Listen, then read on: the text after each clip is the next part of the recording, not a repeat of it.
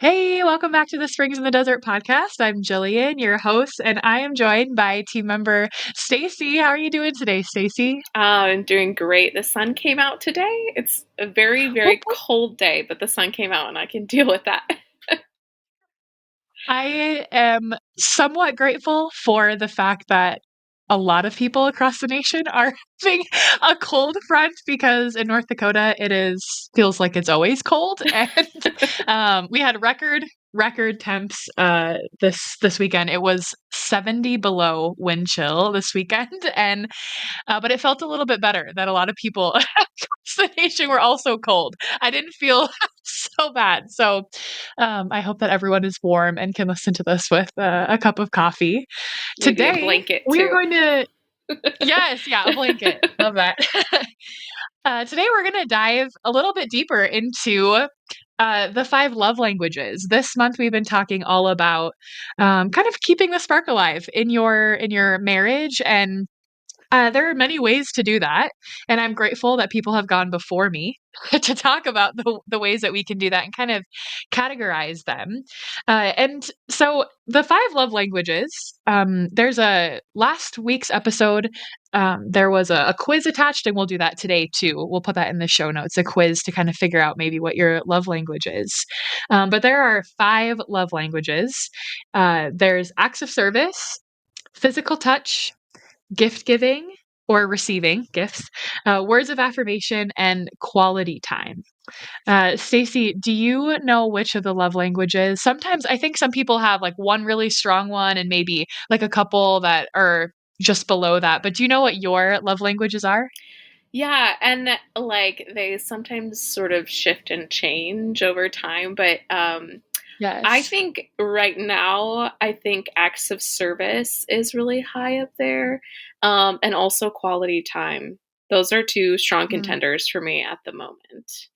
I think too that the love languages sometimes people give a bad rap to gifts mm, in my experience, and that I've had seasons where gifts has been important to me, and like talking with my husband most recently, that has I think been a bigger one for him actually that he shared like that gifts were important to him, which they weren't for a very long time, and then he came into this like mm. season where he like was like I think gifts are really important to me, and so making sure that I like kind of go out of my way to remember him, which I'm good at sometimes but also sometimes not good at doing.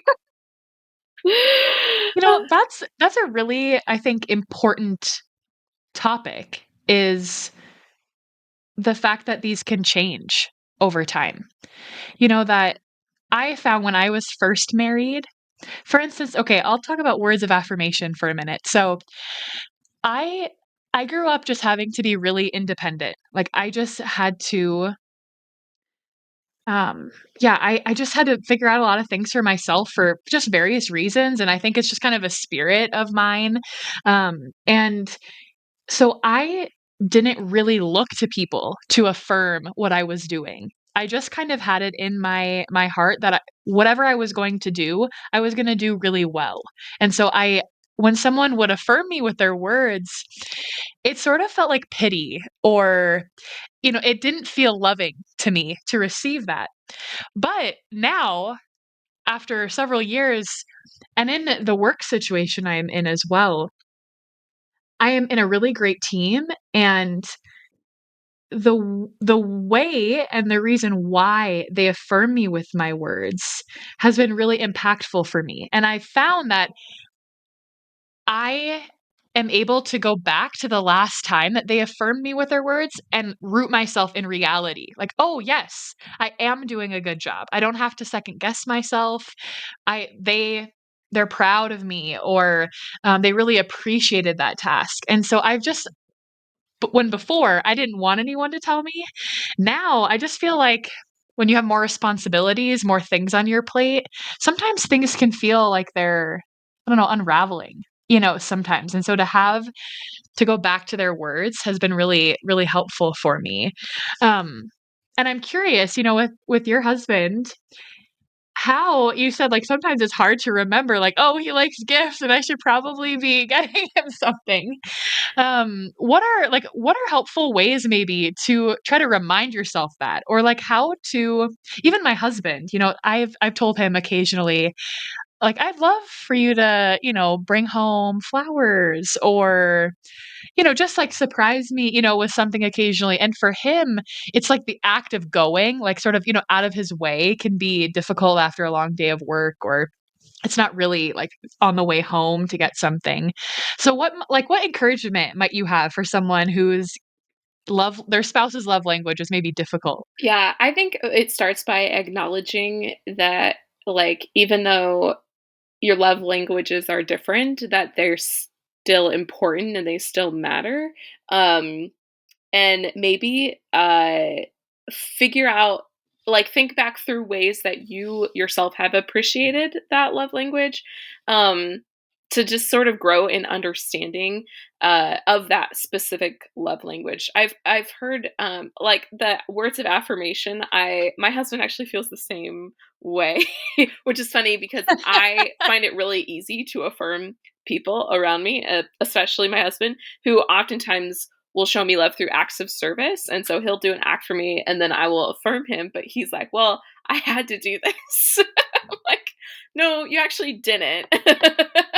but um but I think acknowledging their love languages as legitimate, because it's easy to think like, okay, if my for example, like if my love languages were acts of service and quality time, or physical touch and words of affirmation, like it's easy for me to see those because I know how I like to be loved. But then if our spouse has different ones than us, it can sometimes feel like we're like on two different wavelengths, and it's easy to imagine like, oh, their love language isn't like legitimate, or like they're just impossible to relate to. But like really, like, spend time getting to know in whatever season you're in, because they change what their love language is in that season.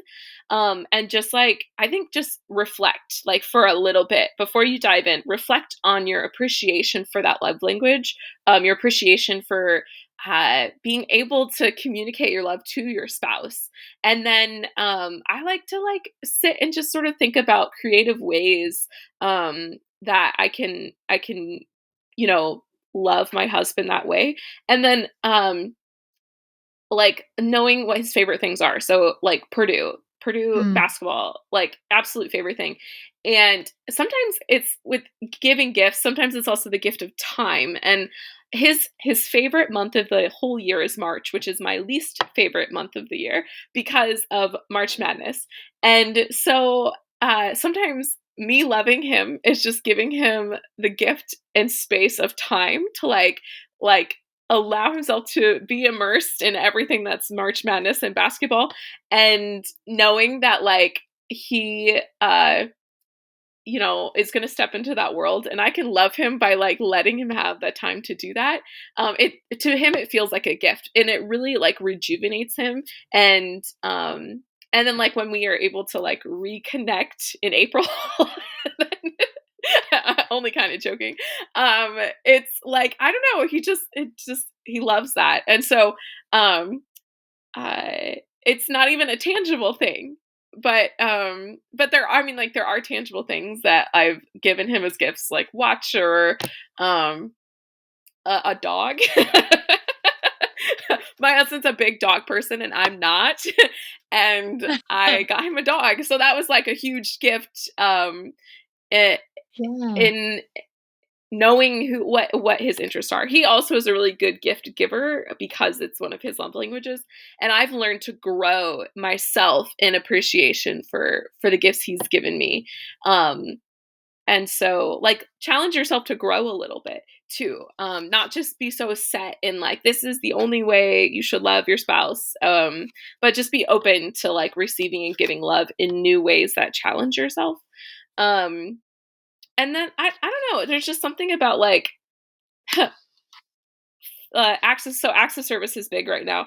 And last year for the first time, Phil did all the Christmas decorations himself, and he did it again this year. And like, did not realize how much of a gift that was until he started doing it, and, uh, I don't know, it's just I've grown to be able to appreciate it, and it's something so small. It's like, it needs to be done, yes, but the gift of him his I guess his time, like, spending the time doing that has been a huge gift to me. Um, so I've heard of people creating little like love books where they write down like their favorite things like for the people that they know, and I think that Yeah. can be helpful.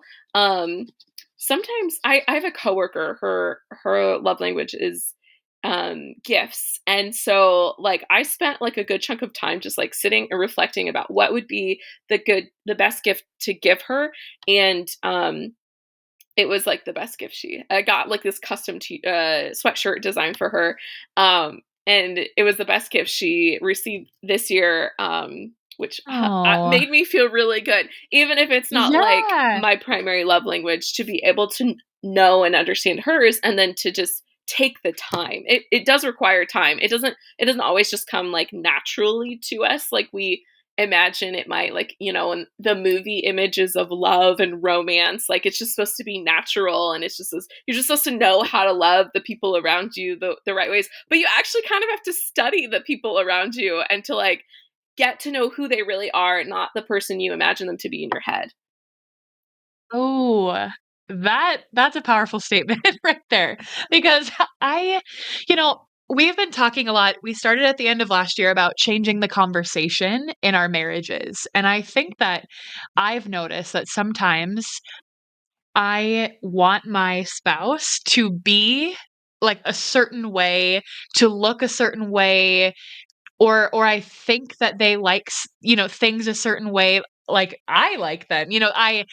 I sort of picture my spouse differently than he is. And so I love this idea of studying them because they're our best friends. And sometimes you get comfortable in that and you forget that they're worthy of awe and wonder and your time and thoughtfulness. And I think too, something that's important to note is you might very easily give your love in one way and receive it in another way, which I think can be a little tricky too. Because you might really appreciate when someone gives you quality time, but maybe you're not so good at doing that for other people, but you're really good at giving gifts. Mm, And so trying to kind of also think about yourself and how you've noticed that you love people and or I've also experienced where I think, "Oh, I really like acts of service, so everyone around me must love acts of service." You can kind of I think you can fall into either where we forget that, "Oh, maybe I give differently than I receive," or maybe not everyone loves to be loved the way that I do. And so just I like that idea of studying your spouse or maybe, people around you too, like a coworker that you might need to get a gift for and to be creative in that way because you could words of affirmation, for instance, you could say, "Oh, I really like you look really nice today," or "You did a really good job." But that might not mean as much to someone who loves words of affirmation. Maybe if you spent a little time thinking about like what have they been working really hard on mm, and noticing that, and commenting that, maybe they've had a big project or they did something at the house. And, my husband redid our entire like front yard last year. And to really notice all of the time he took to plan it out and to do all of his research and to just comment on like I would have never thought of that, that was really clever and you really researched that and look how beautiful it is now a year later really means a lot to him when he likes words of affirmation as opposed to oh the yard looks nice. mm. He likes me commenting on the important details and so I think yeah I just appreciate that that idea of studying your spouse. Well, before we leave our listeners, I thought maybe we could just give one or two suggestions in each of these categories that we've already given a couple, but that might, if your spouse really loves this and you're struggling, here are maybe just a couple ideas. So let's start with acts of service. You had said that acts of service is really helpful now. So maybe what's the one or two things that you would say, oh, this would be really great if my spouse did this. Yeah. Well, the one example was doing the Christmas decorations, and right now it's putting them away because we haven't put them away yet. Same, same. But also like doing the dishes or cleaning the shower. Those are Hmm. like, oh, why is the shower always dirty? I don't know. It's like you clean it and then the next like week it's dirty Minute. again. And Yeah. it should be clean. Showers, water, and soap. Like it's Yeah. self-cleaning, right? I don't get this. Uh Yeah. those are great acts of service. So Yes. I also like acts of service. And I think the acts of service I appreciate are the things that maybe like more typically fall on my plate. That and my husband he works night shift a lot. So when he comes home, or if he's not working and it's at night and I wake up and he's done something, a task that maybe more typically falls on my plate, that is really helpful. I feel loved and thought about. Like it was an intentional act of service.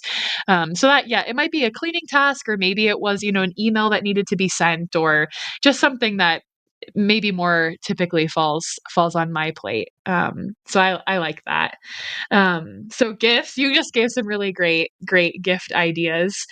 I don't give I anyone a really dog unless they want it, though. I do not recommend giving someone a dog unless they actually want it. good caveat. That's great. I some of just being married, like owning a home and trying to like fill the home with beautiful things. I think some of my favorite gifts have been really intentional, like home decor, maybe sacred art, or I've had some friends who just listen to, what I say. And, they know I really like wines. I like trying new wines. And so a friend got me a really nice decanter because she knows I like it. And so I would never go out and get that because it's just like, I'll just drink the wine from the bottle. It doesn't matter to me. But, I mean, in a glass. That sounds like I'm just drinking from the bottle. But she got me, just this beautiful thing, like to hear your friend or to hear your spouse and to get them something kind of, intentional to make their home beautiful. Those are gifts that I have really enjoyed in my past. And for my husband, yeah, just like you said, knowing what his interests are, like maybe it's basketball, maybe it's a different sport or a hobby. Jesse has really liked when I've gotten him a tool or something to help him complete a project around the house. Um, Okay, words of affirmation. This one is hard for me because for a long time I didn't like it. I didn't like words of affirmation, so I'm not always good at giving them. But I think the detail, like I said earlier, can be helpful. Do you have any thoughts about words of Yeah. affirmation? No, yeah, my husband doesn't like it either. And I think like acknowledging maybe the not just the detail, but like the determination and the effort than just like the Yeah, finished yeah. product, or like acknowledging like you took a lot of time to do this. Um Mm. uh versus like just like oh, great job. Like I feel like there's a difference when you're acknowledging what they put into it versus the end result. That's a great thought. I love that. Yep. I need to do that more. Seeing what the journey was like, not just the final product. Yeah. Um, okay, quality time. I think this one, typically can be like, oh, you just like sit down and spend time with them. But something that I have appreciated is when my husband thinks of something to do that we're spending quality time doing. So not just, and it is nice to just sit and talk or just be together, but when he kind of thinks of an activity or offers a suggestion of something to do together, that really means a lot to me when there's, a little bit of forethought and some sharing an interest too. Maybe it's reading a book together. He knows I like to read, and so offering that suggestion makes me feel like he does really want to do that thing with me. Do you have any thoughts about that? Yeah, I think like walking or going on a hike together, um Ooh. that we enjoy. We started taking um some like boxing classes. That's kind of fun to exercise. Fun. Um Yeah. so I don't know, finding ways to do that together or making dinner together. Um which can be a challenge if Mm. you have one person who's like more of a dominant cook, and I've had to learn how to like reserve, like hold myself back a little bit and let him like be Phil in the kitchen. Yeah. But That's that's great. And for us, it's the opposite way. My husband is definitely the chef, and so he too, like, would just prefer no help. Doesn't want me to be in there. So it is fun though to do it together and to allow each other um throw your own spice, your own ingredients into the mix. Yeah, that's great. Which I think is a good also kind of leeway into physical touch. Certainly there are ways that you can physically connect, but that might be an activity together, like boxing or cooking, like finding a way to kind of interact with your bodies that might lead to more intimate physical touches, I think is helpful. And for me, I think too, if maybe your spouse is having a difficult time with physical touch, finding asking your spouse, like, where do you like to be touched? Some like for some, I don't really like my neck to be touched, but maybe it's your shoulders. Like if he just comes and puts his arm on my, or his hand on my shoulder, has been helpful for me to kind of identify where my spouse feels loved when I do touch him that way. But I think that's yeah, it's different for every couple. So just having a conversation about that might be good. Do you have thoughts about physical touch? yeah. I think so for us, like we give each other a hug and kiss every day when we, come home from work or see each other. Um Yes. and or goodbye or whatever. I think that's for us really important. Um my husband likes me when I scratch his head, and Oh, yeah. I love it to an extent because you get like all that nasty oil into your Yeah. nails. It's a labor of love.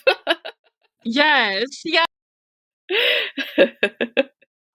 That's and that yeah, sometimes that's a fun example of how some acts of service or physical touch might not come as easy or might not be as enjoyable, right, for it one spouse, but to allow yourself to grow and expand there, I think is key. Stacey, I've loved just chatting with you about this, and I hope that this has been helpful to our listeners. We will link the quiz in the show notes, and yeah, I pray that we can all be a little creative in finding new ways to love our spouse. We'll see you next time on the pod. Thanks, Stacey. Thanks, Jillian.